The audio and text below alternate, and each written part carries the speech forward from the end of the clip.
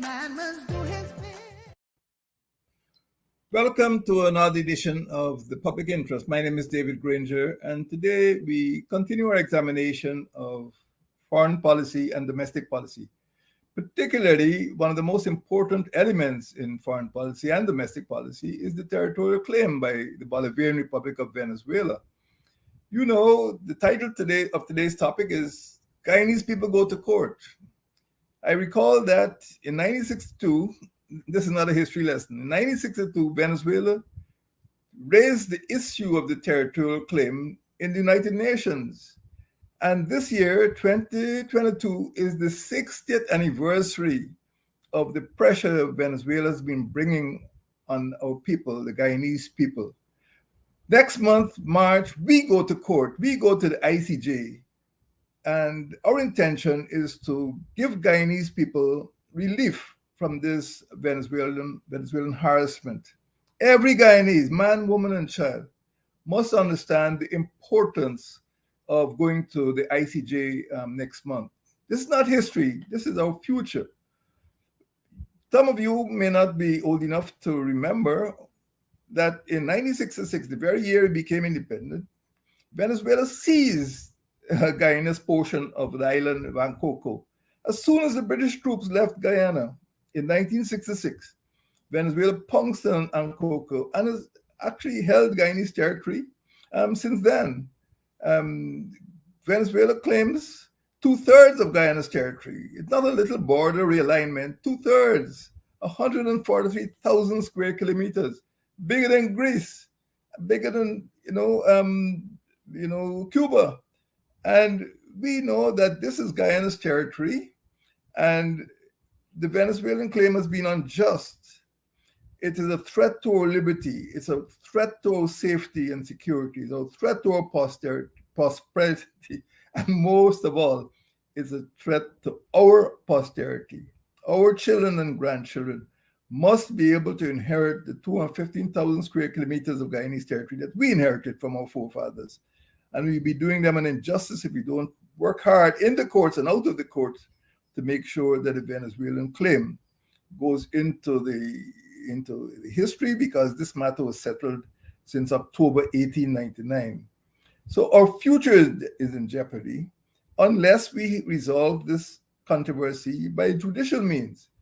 We cannot go into more bilateral negotiations. Bilateral negotiations have failed us, and we have now taken the step to go to court. And I'm asking all Guyanese in the diaspora and at home to support the thrust to have our case heard in court. This is our day in court. My friends, Venezuela claims the 4 largest regions of Guyana. Region 1, Borimo-Waini, which many people call the Northwest. Region 7, the Cuyuni-Mazaruni. Region 8, the Potaro-Siparuni. And Region 9, the Rupununi. And that Rupununi is bigger than the entire Costa Rica. They call it the Zona en Reclamación, the zone that they are reclaiming. And we should bear this in mind, because a certain Guyanese leader actually admitted that he was considering conceding a part of Guyanese territory to Venezuela. The Venezuelan president as well, a former Venezuelan president, he's dead now, he confirmed that such a request was made, and that Venezuela wanted a channel through Guyanese territory to the Atlantic, what they call a salida al Atlántico. Venezuela is a Caribbean country. Guyana is an Atlantic country. We don't have a Caribbean coastline. Venezuela doesn't have an Atlantic coastline. But Venezuela wanted to get a part of Guyanese coastline so that it could launch its fleet into the Atlantic, its submarines and its warships. And they have always been after this salida al Atlántico. And one of our leaders, can you imagine, actually gave that a second thought, that we should actually concede territory, territory which belongs to our children and grandchildren, to give the Venezuelans access to the Atlantic. Well, it hasn't happened, and we must make sure it doesn't happen. My friends, the territory that we inherited was settled in 1899, in October 1899. The claim by the Bolivarian Republic of Venezuela was settled by the Paris Arbitral Tribunal. And at that tribunal, Venezuela was given 7,700 square kilometers of Guyanese territory. And Venezuela benefited from the Paris Tribunal, and it is now claiming that that Paris Tribunal was null and void. Well, give us back. If it is void, give us back. But that is not going to happen, and we must bear in mind that after the Paris Tribunal in 1899, maps were drawn, markers were erected. There is a marker at the top of Mount Roraima. There are markers in Region 1, Borima Waini. And all along until 1962, on our approach to independence, this was recognized. So the maps that you see in United Nations are the authentic and authorized maps showing Guyanese territory. And we mustn't forget that. We must teach our children that. Because the Venezuelans teach their children that this territory was taken away from them. The school textbooks, maps, flags, all these emblems display the zona en reclamación. A lie. It's fake. We do not owe Venezuelan territory. We paid in full in 1899, 7,700 square kilometers. So in 1962, the same year that Trinidad and Tobago and Jamaica gained their independence, Guyana was looking forward to getting its independence soon afterwards, and Venezuela brought this matter to the United Nations. And we have been victims of Venezuelan harassment since then. I've engaged, Mr. Ban Ki-moon, the former Secretary General of the United Nations. I've engaged the present Secretary General of the United Nations, Antonio Guterres. And Venezuela is aware that it is the United Nations that has authority under the Geneva Agreement. This Geneva Agreement was signed before Guyana's independence. It was really a deal between the United Kingdom and Venezuela. We were not even independent, although we were signatories, and we must accept responsibility for that. It was Britain which reopened the case to allow Venezuela to make this spurious claim. So the Geneva Agreement of February 1966, before we got independence in May 1966, is a tripartite agreement among UK, Venezuela, and British Guyana. So a few years later, in 1970, 4 years later, there was a protocol to the Geneva Agreement. They call it the Protocol of Port of Spain because the harassment that we had to suffer between 1966 and 1970, we did not get breathing space. Here was a newly independent country, and from the word go, from October 1966, with the seizure of Ankoko, we had to be sending the Guyana Defense Force to all corners of Guyana to protect it from Venezuela aggression. And our GDF has done us well over the years. But let us move forward. In 1962, as I said, Venezuela took the matter to the United Nations, but the Geneva Agreement allowed for certain bilateral discussions, and after that we agreed that it was moving nowhere, and we decided that the Protocol of Port of Spain, which was agreed, and there again you saw the importance of having a friendly prime minister in Trinidad and Tobago, Eric Williams. And the Protocol of Port of Spain means exactly what it says. It was a protocol to the agreement, but it was signed in Port of Spain, Trinidad and Tobago. And that allowed us to place the territorial controversy in cold storage for 12 years until 1982. But as soon as that, as Mr. Burnham paid a visit to Venezuela in 1981, as soon as he left, the president of Venezuela, Luis Herrera Campins, issued what is called the Miraflores Communique in April 1981, restating its claim, even though the Geneva Agreement and the Protocol of Port of Spain said we should not restate the claim. Venezuela started off by breaking the protocol, restating its claim, refusing to renew the protocol, and repeating its desire to participate in what I would call joint development of the Essequibo. And I'll come to that in a minute. It's called the Burelli Doctrine. But let us look at our national security.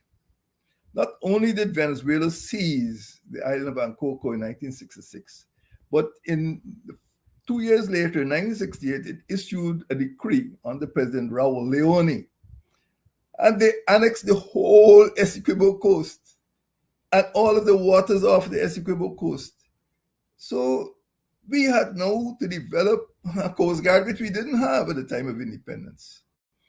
And in 1969, those of you who remember, if there are any old soldiers in the diaspora who are listening to this program, at the beginning of 1969, there was an outbreak of a rebellion in the Rupununi. And when we got there, several policemen had been killed by the rebels. And these rebels were supported by Venezuela. They hoped to declare a separate state. And nowadays, that seems to be a popular device in foreign countries. They hoped that that Rupununi become a separate state, and then Venezuela will come in and support Rupununi.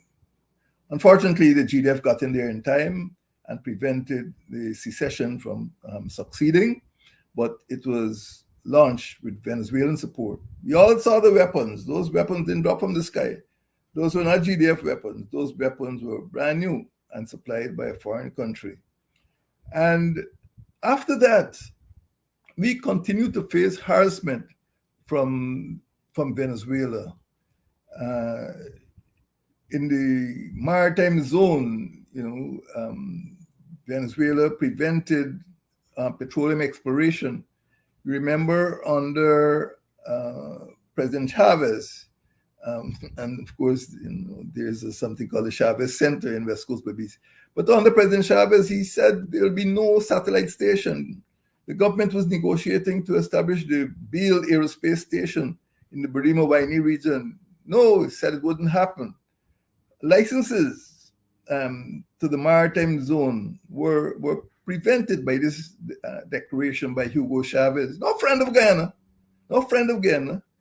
If we were not able to extend licenses for petroleum exploration, the present government would not be getting petroleum revenue because they would have prevented ExxonMobil from carrying out petroleum exploration in our maritime zone. And in addition to the Leone Decree of 1968, we also had a decree from Venezuela again in 2015. Within a short period of my getting into office in May 2015, President Maduro issued decree number 1787. And last year, January, they issued another decree for the 415, again claiming the maritime area. That is the area, the zone from which we are getting our petroleum. So Venezuela has a focus, it has a fixation, it has an obsession with Guyana's maritime zone. And that is why we need to go to court. Venezuela continued to harass us. They violated our land space, our sea space, our air space. They deployed troops and anti-aircraft missiles on the border near to Etringbang and the Cuney River and the Venamu River. They launched armed gunboats against us. Military helicopters landed at Kaikan on the Venamu. They fired on boats carrying unarmed civilian personnel from the Geology and Mines Commission. They seized the Technic Perdana, which was a petroleum exploration vessel in 2013. This was like 6 weeks after President Maduro visited President Ramatar here in Georgetown. They seized, as soon as he got back home, the Venezuelan Navy seized a petroleum exploration vessel, unarmed, which was conducting petroleum exploration in our EEZ. And later on, they seized another research vessel called the Ramform Tets in 2018, which had been conducting petroleum exploration in our economic zone. And apart from that, there have been other seizures. Sometimes they seize fishing vessels. Up to last year, they overfly Etringbang with impunity, um, using their fighter jets, violating our airspace. So over the years, we've been faced with rebellion, we've been faced with harassment, we've been faced with seizures, we've been faced by attacks from what they call syndicatos, criminal gangs. People in the hinterland complain about it. They bring across illegal migrants, crime, and disease into our country. Over the years, Venezuela has never changed its strategic objectives. Under 10 presidents, they have remained focused on not only the maritime zone, but on ensuring that this controversy should not go to court. That is why we are where we are at present. A well-known Venezuelan foreign minister called Miguel Angel Borelli Rivas coined what I would call the Borelli Doctrine. He said, all solutions should be bilateral. Now, this is not as simple and as innocent as it sounds. Venezuela does not want the territorial controversy to go to legal arbitration. It wants to sit down and talk across the table with Guyana. Why do they want to do this? Because in bilateral discussion, they can offer incentives, inducements. And this is what has gotten at least two of our leaders in trouble. Under this Borelli Doctrine, they propose joint development of Essequibo. Can you imagine? Our territory, they're proposing joint development. They're offering cheap electricity from the Guri Dam. They offer funding for the Upper Mazruni hydropower project. But they must control, And in addition for these inducements, for these offers, they want the Salida al Atlántico. They want to get access to the Atlantic. So Borelli Doctrine is a device to keep the controversy out of the law, out of the courts, and hope that they can get people across the table in Guyana who can be persuaded by several types of inducements. And as you know, over the years, they have proposed, debt write-offs, Petrocaribe, rice purchases. They've built this Chavez Center in West Coast Babis. These are all gifts to soften us up.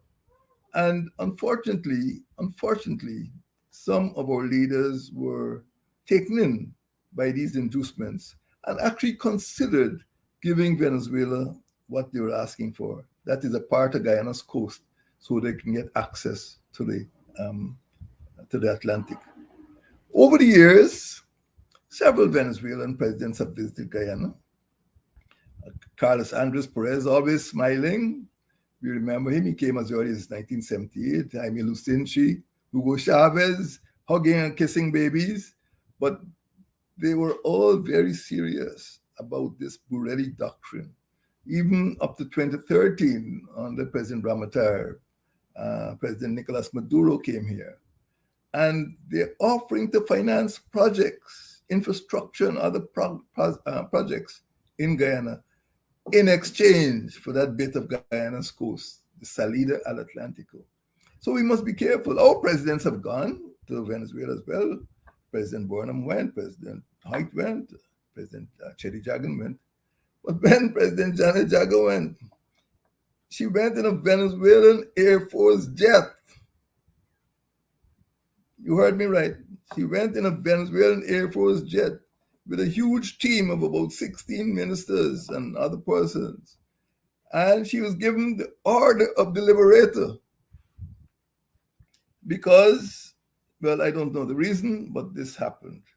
All I'm saying is that Venezuela has been able over the years to use different forms of inducement to persuade or convince or coerce Guyanese leaders to take kindly to their request for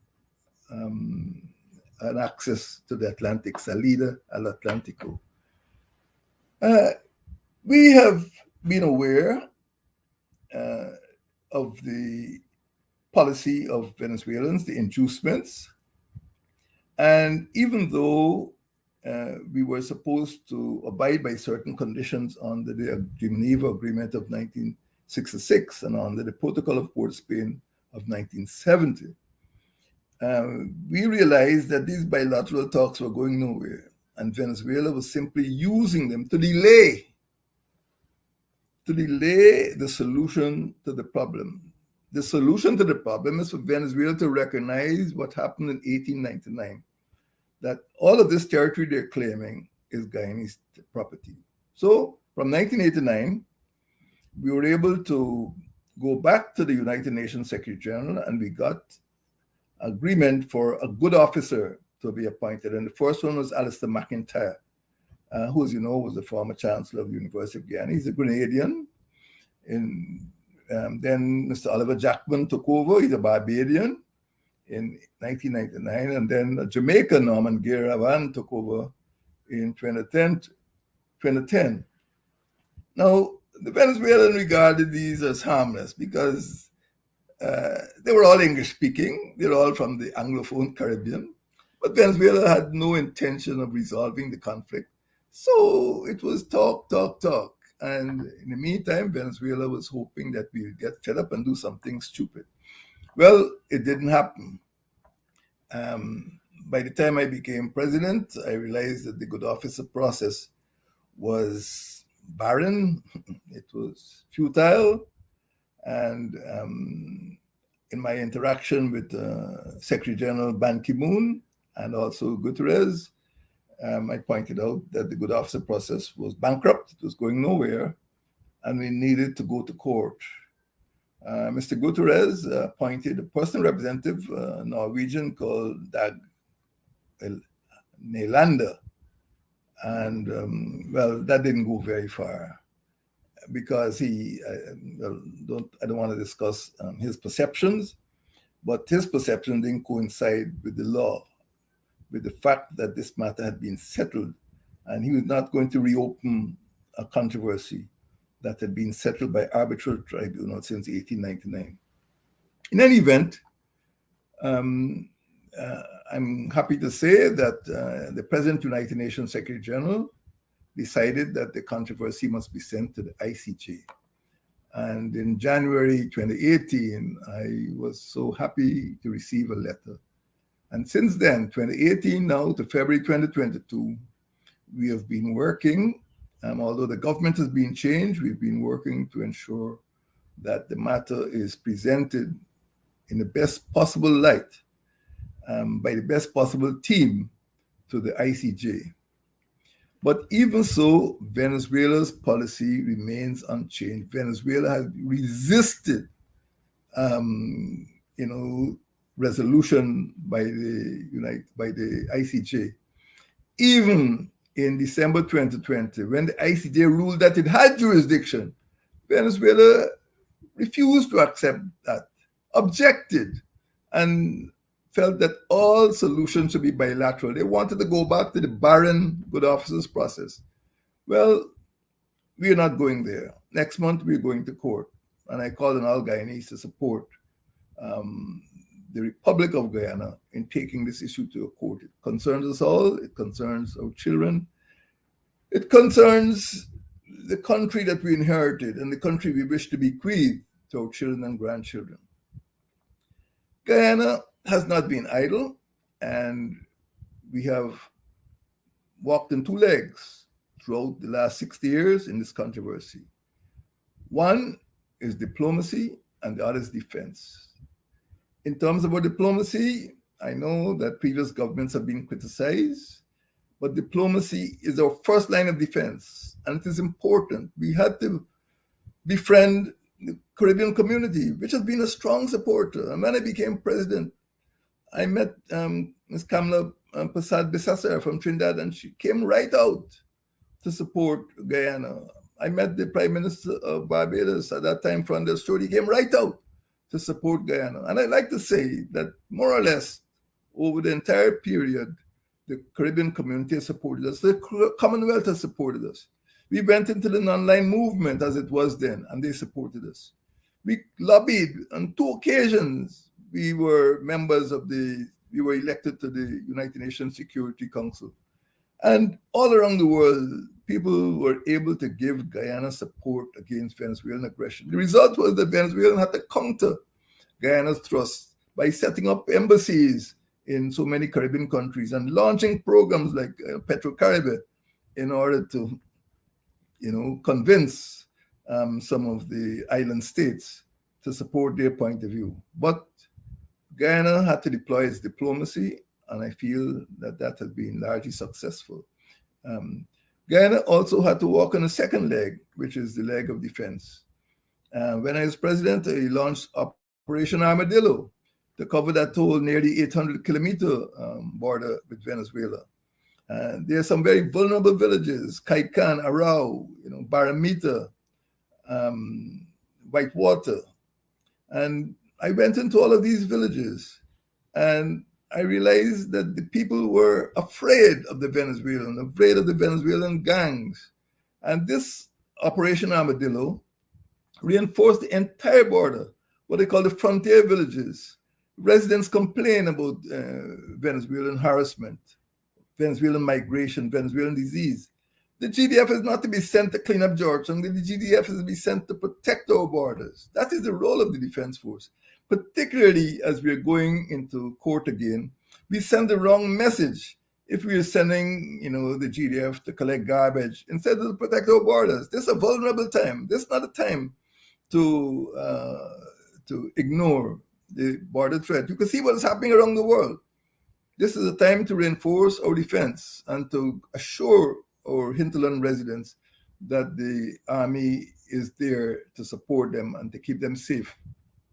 In addition to that, we have set up, as you know, other official bodies. There's a Parliamentary Foreign Relations Committee, and there's a Ministerial Advisory Committee on Guyana-Venezuela border dispute.